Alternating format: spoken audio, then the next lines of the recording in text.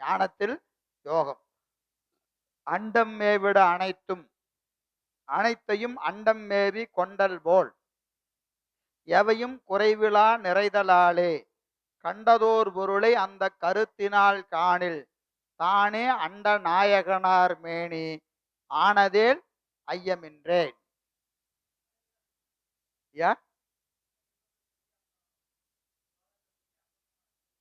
ஆமா, சீவன் முத்தர்களை சொல்லி அடுத்தது சீவன் முத்தருக்கு கீழே இருக்கிற ஞான யோகம், ஞான கிரியை, ஞான சரியை கொண்டு வந்து நம்முடைய நிறுத்திடுறாரு.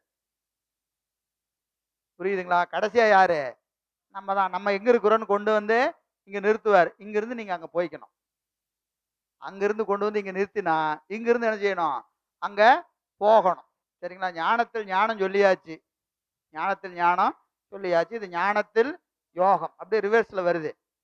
அண்டம் மேவிட அனைத்தும், அனைத்தையும் அண்டம் மேவி கொண்டல் போல். அதாவது மண், நீர், நெருப்பு, காற்று, ஆகாயம். இப்போ இந்த பூதங்கள்லாம் பார்த்தீங்கன்னா வியாபகத்தன்மை, ஒன்றில் ஒன்று என்ன செய்யும்? வியாபகமாக இருக்கும். கீழே மண் தத்துவம் கடைசியா இருக்கு. முதல் தத்துவம் நாத தத்துவம். அப்ப நாத தத்துவம் என்ன செய்யும்? 36 தத்துவங்களையும் தனக்குள்ள அடக்கி நிற்கும். ஒன்றுக்கொன்று வியாபகமாக இருக்கும். மேல இருக்கிறது வியாபகம், கீழே இருக்கிறது வியாபியம். சரிங்களா? அதுக்குள்ள அடங்கிட்டு இருக்கும். இப்ப 5 பூதத்தை எடுத்துக்கிட்டீங்கன்னா மண் தொடங்கி ஆகாயம், மண் தொடங்கி ஆகாயம். ஆகாய தத்துவம் என்ன செய்யும்?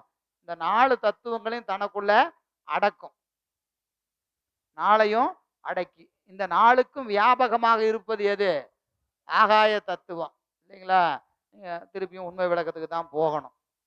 மண் கடினமதாய் தரிக்கும், வாரி குளிர்ந்தே பதமாம், ஒன்கணல் சுட்டு ஒன்று வைக்கும், வன்கால் பறந்து சலித்து திரட்டும், பார்க்கில் ஆகாயம் நிரந்தரமாய் நிற்கும் நிறைந்து. 8வது பாட்டா 9வது பாட்டா? உண்மை விளக்கத்துல படிச்சா உண்மை விளக்கமே முழுசா படிக்கணும். 9வது பாட்டு. ஏன்னா அது படிச்சாதான் இங்க வந்தாலும் புரியும். புரியுதா? அடுத்த தொகுப்புலையாவது உண்மை விளக்கத்தை படிச்சிட வேண்டியதுதான். அப்படியா? படிக்க வேண்டியதுதான். எனவே பார்க்கில் ஆகாயம் நிரந்தரமாய் நிற்கும் நிறைந்துனர். ஆகாயம் என்ன செய்யும்? நிறைந்து நிற்கும், வியாபகமா நிற்கும். கீழே இருக்கிற 4 தத்துவத்தை தனக்குள்ள அடக்கி என்ன செய்யும்? ஆகாயம் வியாபித்து நிற்கும், வியாபித்து நிற்கும். அதான் இங்க சொல்றார். அண்டம் மேவிட அனைத்தும், அண்டம் மேவிட அனைத்தும், அனைத்தையும் அண்டம் மேவி கொண்டல் போல். அண்டம் என்பது ஆகாயம். இந்த இடத்துல அண்டம் என்பது ஆகாயம். ஆகாயம் என்ன செய்யுது? எல்லா தத்துவங்களையும் தனக்குள் அடக்கி தான் அவற்றிற்கு வியாபக பொருளாய் நிற்கும், வியாபக பொருளாய் நிற்கும். அது போல, அது போல எவையும் ஞானம் குறைவிலா நிறைதலாலே, எவையும் ஞானம் குறைவிலா நிறைதலாலே, எல்லாவற்றிலும் குறைவற்ற திருவருள் எப்படி இருக்கும்? நிறைந்து நிற்கும். திருவருள் எதுல நிற்கும்? எல்லாவற்றிலும் நிறைந்து நிற்கும். அதற்கு ஓம் என்ன சொல்றாரு? ஆகாயம் எல்லாவற்றிற்கும் இடம் தந்து நிறைந்து நிற்பது போல திருவருள் என்ன செய்யும்? எல்லா பொருள்களிலும் கலந்து இருக்கும், அதை வியாபித்து நிற்கும். அந்த பொருள்களை தனக்குள் அடக்கி நிற்கும். எது? திருவருள். திருவருள் நிற்கும். எவையும் ஞானம் குறைவிலா நிறைதலாலே கண்டதோர் பொருளை அந்த கருத்தினால் காணில். அதாவது கண்டதோர் பொருள், கண்டதோர் பொருள் என்பது நமக்கு அனுபவமாக வந்த ஒரு பொருள். ஒரு பொருள் நமக்கு அனுபவமா வருது, ஒரு பொருள் வருது, ஒரு இன்பம் வருதுன்னு வச்சுக்கங்க. ஒரு இன்பம் வருது. வருகிற போது அதை எப்படி பார்க்கணும்? திருவருளா பார்க்கணும். திருவருளா பார்க்கணும். இது இன்பம்னு பார்க்க கூடாது. ஒரு துன்பம் வருது, இது துன்பம்னு பார்க்க கூடாது. என்னன்னு பார்க்கணும்? திருவருளா பார்க்கணும். ஏன்னா அந்த அதுக்குள்ள என்ன இருக்கு? திருவருள் தான் இருக்கு. திருவருள் தான் இருக்கு. இன்பமா ஒரு பொருள் வந்தாலும், துன்பமாக ஒரு பொருள் வந்தாலும், அந்த பொருளை பார்க்கிற போது பொருள் தெரியக்கூடாது, பொருளை மேவி நிற்கின்ற திருவருள் தெரியணும். திருவருள் தெரியணும். இது நீங்க அப்படியே குங்கிலி கலைய நாயனார் புராணத்துக்கு போனீங்கன்னா தெரியும். குங்கிலி கலைய நாயனார் புராணத்துல என்ன செய்தாங்க? நாயனார் போனாரு, அம்மாவுடைய தாலியை எடுத்துக்கொண்டு வித்து வீட்டுக்கு வேண்டிய பொருள் வாங்கிட்டு போலாம் அப்படின்னு போறாரு.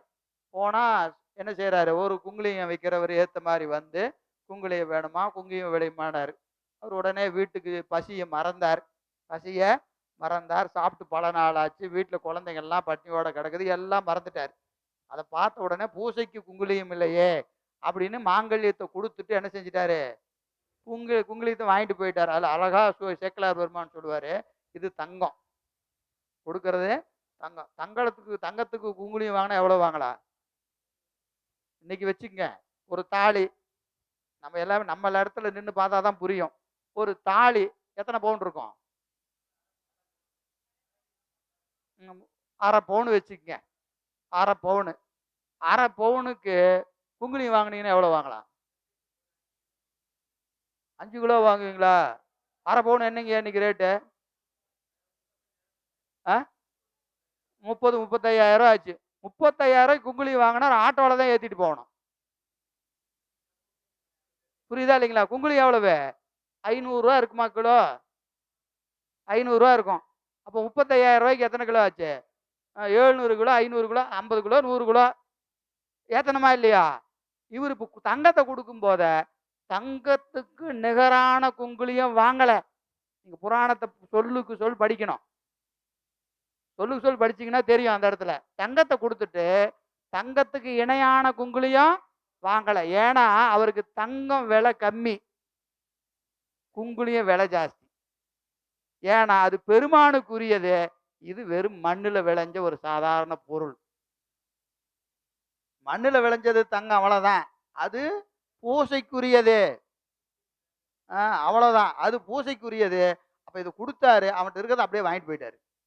அது இணையெல்லாம் பார்க்கல, ரேட்டு பேசல, இதுக்கு இணை எத்தனை கிலோ கொடுப்ப அதெல்லாம் கேட்கல. நீங்க புராணத்துல சொல்லெண்ணி படிச்சீங்கன்னா அந்த இடம் புரியும். வாங்கிட்டு போனாரு, தூபத்தை கொண்டு போய் போட்டாரு. மயக்கம், பசி மயக்கம், அப்படியே படுத்துட்டாரு. அங்க கோயிலையே படுத்துட்டார். பெருமான் கனவுல போய் எழுப்புறாரு. எழுப்பி, சாமி வீட்டுக்கு போயான், பாலடிசில் உண். என்ன சொல்றாரு? பாலடிசில் உண் அப்படின்றார். வீட்டுக்கு போறார். வீட்டுக்கு போனா அங்க என்ன இருக்கு? என்ன இருக்கு? எல்லாம் அப்படியே வீடு மாறிடுச்சு. வீடே அடையாளம் தெரியாம வீடு மாறிடுச்சு. பொன்பொயில் குவையும் நெல்லும் பொருவில் பல் வளனும் பொங்க மண்பெரும் செல்வமாக்கி வைத்தனன் மனையில். வீடு மாறிடுச்சு. செல்வத்தை, தங்கத்தை கொடுத்தாரு, வைரத்தை கொடுத்தாரு, பொண்ணு மணியெல்லாம் கொடுத்தாரு, நெல்லை கொடுத்தாரு, அரிசியும் கொடுத்தார். நெல்லை கொடுத்தாச்சே, அப்புறம் எதுக்கு அரிசி கொடுக்கணும்? அவரு வரும்போத நீங்க வறுத்து இடிச்சு சாப்பாடு ஆக்கிறதுக்கு நேராயிரும். அதனால அரிசியும் கொடுத்தாராம். ஏன்னா அவர்கிட்ட சொல்லிட்டாரு, பால் அடிசில் உண்டுன்னு சொல்லிட்டாரு. அங்க வரும்போது இங்க சாப்பாடு ரெடியா இருக்கணும். அதுக்கு என்ன செஞ்சாரு? அரிசியும் கொடுத்துட்டார். சாப்பாடு ரெடி. அவர் அங்கிருந்து வராரு. அவருக்கு சந்தேகம் என்னது? வீட்டுலதான் ஒண்ணும் இல்லையே, கடைசியா இருந்ததையும் வித்தாச்சு, போலாமா அப்படின்னு யோசிக்கணுமா இல்லையா? ஒன்னும் யோசிக்கல, போங்கிறாரு. போக வேண்டியது. அடிமைக்கு என்ன கிடையாது? உரிமை கிடையாது. பெருமான் போனா போக வேண்டியதுதான். நேரா எந்திரிச்சு வந்தார். வீடே மாறி கிடக்கிறது. பார்த்து கேட்கிற, வில்லொத்த நுதலாய், வில்லொத்த நுதலாய், இந்த விளைவெல்லாம் என்கொள். என்னமா ஆச்சு வீட்டுல? இதெல்லாம் என்ன? அம்மா சொல்லி, இங்க பாருங்க வைரம், இங்க பாருங்க வைடூரியம், இங்க பாருங்க அரிசி, இங்க பாருங்க பருப்பு. அம்மா காட்டல. என்ன சொன்னாதங்க? எல்லாம் எல்லாமே கொடுத்துட்டாரு. இத்தனை கொடுத்த உடனே இது என்னன்னு கேட்கிறார். அள்ளொத்த பெம்மான் அருள். அள்ளொத்த பெம்மான் அருள். கண்டம் கருத்த சிவபெருமானது திருவருள். அவங்களுக்கு எது தெரியல? வைரமும் திருவருள் தான், வைடூரியமும் திருவருள் தான், அரிசியும் திருவருள் தான், பருப்பும் திருவருள் தான். அப்ப அதெல்லாம் அவங்களுக்கு என்னவா தெரிஞ்சது? திருவருளாக தெரிந்தது. தெரிந்தவர்கள் ஞான யோகத்தில் இருப்பவர்கள், தெரியாதவர்கள் நம்மை போல் இருப்பவர்கள். அவ்வளவுதான். இது எல்லாமே நீங்க பெரிய புராணத்துல பார்க்கலாம். இந்த ஒவ்வொரு பாடலுக்கும் இலக்கணம் எங்க இருக்கு? பெரிய புராணத்துல இருக்கு. எதான் சொல்றாரு? எனக்கு கண்டதோர் பொருளை, தன் நுகர்பொருளை என்ன செய்யணும்? அந்த கருத்தினால் நோக்கி, எந்த கருத்தினால? திருவருள் என்கின்ற கருத்தினாலே நோக்கி நின்றால், விருப்பு வெறுப்பு இல்லாம அனுபவிக்கும் போது என்ன வரக்கூடாது? விருப்பு வெறுப்பு வரக்கூடாது. பெருமான் திருவருள் நினைச்சிட்டா விருப்பு வராது, வெறுப்பும் வராது. அவன் ஊட்டுவது நாம அனுபவிக்க வேண்டியது நம்ம கடமை. இருந்தா அனுபவிக்க வேண்டியதான், இல்லைன்னா போயிட்டே இருக்க வேண்டியதுதான். அந்த நிலை வரணும். எனவே தானே அண்ட நாயகனார் மேனி ஆனதேல் ஐயமென்று இவ்வாறு விருப்பு வெறுப்பு இன்றி காணுகின்ற அந்த இறைவனது திருமேனியாக அந்த உடம்பு, இவங்க உடம்பு என்ன ஆயிரும்? இறைவனது திருமேனி ஆயிடும். ஏன்னா கண்ட பொருள் எல்லாம் என்னவா தெரியும்? திருவருளா தெரியும். இந்த உடம்பு என்ன ஆயிடும்? திருவருளா ஆயிடும். பார்க்கிற பொருள் எல்லாம் திருவருளா தெரிஞ்சா இந்த உடம்பு என்ன ஆயிடும்? திருவருளாக ஆயிடும். நான் சொன்ன 70வது பாட்டு தான். அருளினில் ஒளியாய் நிற்கும். அருளினில் ஒளி. அறிவு அருள்வயப்பட்டு நின்றால் உடம்பு என்னவா நிற்கும்? ஒளியாக நிற்கும். அப்ப உடம்பு என்ன ஆயிடும்? சிவ சம்பந்தம் ஆனதாகும். அப்பவே காண்கின்ற பொருளை எல்லாம் சிவ சம்பந்தம் உடையது என்று காண்கின்ற நிலைக்கு என்ன பேரு?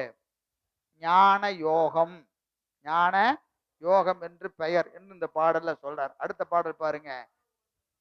ஐயா, சாரூபம் இல்லை, சாரூபம் கிடையாது. சாரூபம் என்பது முத்தி நிலையில சொல்லப்படுவது. இது அறிவு நிலை. ஞான கிரியை